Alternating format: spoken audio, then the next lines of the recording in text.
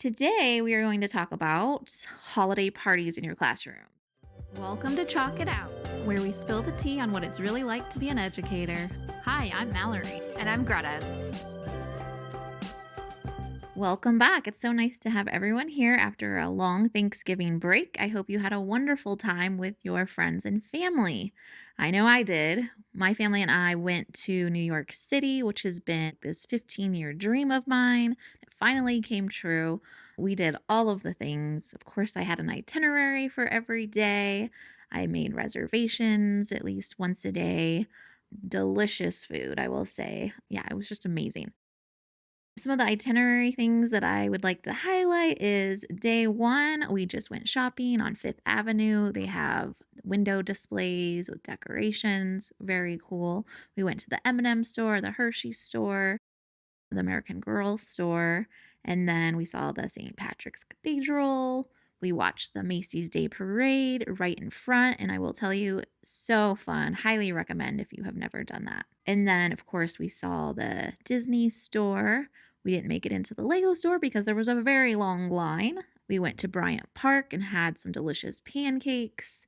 And then, of course, I did some shopping at Macy's. We saw Santa on our last night there, where you have to make a reservation. Overall, that experience took about 90 minutes once you are there, just waiting in the line. We also did a holiday cruise, which was a highlight where there was a jazz band playing.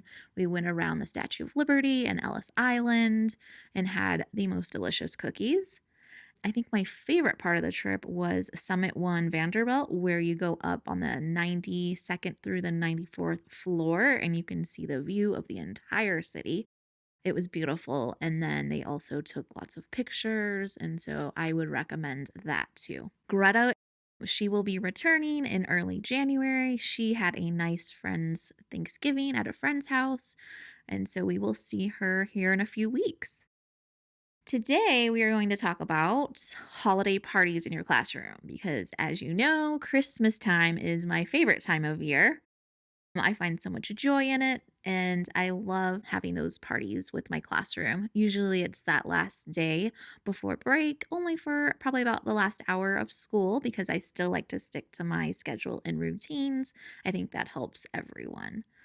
So, yes, to begin with, 1 year or 2 years, I guess, I had made, the students made a gingerbread story book. So they worked on this during reading stations during their independent time, and everyone had to create their own gingerbread story. The success criteria had you had to have a catchphrase, just like in the story, run, run as fast as you can. You can't catch me. I'm the gingerbread man. So they had to have some sort of catchphrase within their characters. Some of them were, it was about like a ninja gingerbread. There was a gingerbread Barbie, which was fun. There was lots about different animals, and even one was an astronaut. So the kids really got into that. I've done that with second and third grade. And then you can have some points on just illustrations. So you get that creative side out of kids. And then just going through that whole writing process where they draft it out, they handwrite it, then they type it, then they edit it, and then they publish it. So I worked on that for about a week in that small group time. And then students at the holiday party would present it to their families and read it to them. Or for those who have working families and couldn't make it, I had a little group with me and they got to read their story for the first time to us. So everyone felt special within that. And then to top it off, they made gingerbread cookies and decorated those to match their character. Highly recommend. Kids loved it, families loved it.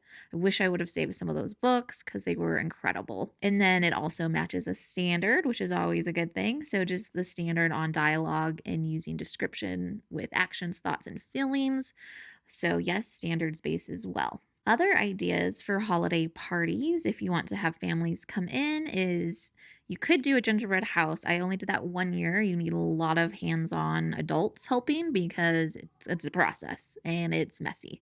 So I only tried that 1 year and decided, no, not for me. But if you have a lot of parent support, then go for it. I do recommend just doing cookies though. You can just do sugar cookies or gingerbread cookies and just have them decorate that. Perfect. They eat one or two cookies. Great. Other ideas. One is to make a little nutcracker with their picture on it, which is always fun. Parents love having a picture type of, craft. So very easy if everything's pre-made and then they can draw. Ornaments are always fun and easy as well because you can put the picture of the students on there. So that could be fun. I've done a snow globe before where the kid's picture was inside of it. That was also really fun. And then I also had in my classroom like an area with a background so you can do some class pictures during that time with classmates. And that's also another big hit because just kids love taking pictures and being in pictures. And then we sent them home to families. So I'll highly recommend that as well. The next thing I want to talk about though is this time of year can be difficult, right? So for some of us as teachers and in education, we're excited because we're tired. We're going to get a break. We might, have plans to go somewhere, just sitting by the fireplace, reading a book, decorating cookies. So we're feeling excited. However, it is important to think about those other students. A lot of times, this time of year brings anxiety. There might not be as much structure at home. Maybe families are working really hard, so they might not be as excited as we are. So it's really important to keep that in mind and to make sure we have just engaging lessons. So here's some simple reminders on getting through these last couple weeks. So one, of course, I just talked about this. Stick to your routine and structure. Kids love and need that routine. So if you have things like a school dance coming up, parties, put it on the calendar so that they know it's coming and they are aware like this is going to be a little different today and they can prepare for it. That helps those students who are dysregulated. Using visual timers and an actual visual for your schedule helps those students to realize what is coming.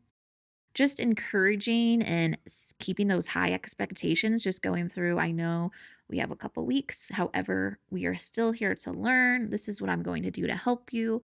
Let me know what I can do, to get you to concentrate for these last 2 weeks. And then having well planned lessons this time of year. Again, we are tired, so I understand that, but it will pay off if you are well planned for all of your subjects and stick to that. If you, try to do more fun activities, it can throw off the day and then they're not as engaged. So just try to keep with that schedule.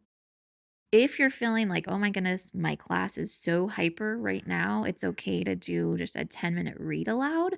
That really kind of calms everybody down. You can just be reading, a book, walking around, and that is a great way to calm down the class. And then another thing would be just to be compassionate because and realizing, you know what?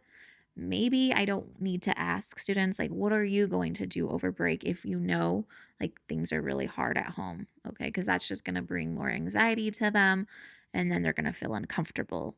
So just being compassionate for those students who might not have necessarily the things in place at home with structure. And that kind of brings me to the end of this episode. I hope you enjoy the next 2 weeks with your class. Give them hugs because they do love school, and I just appreciate all the work that you do with them. All right, we will see you in a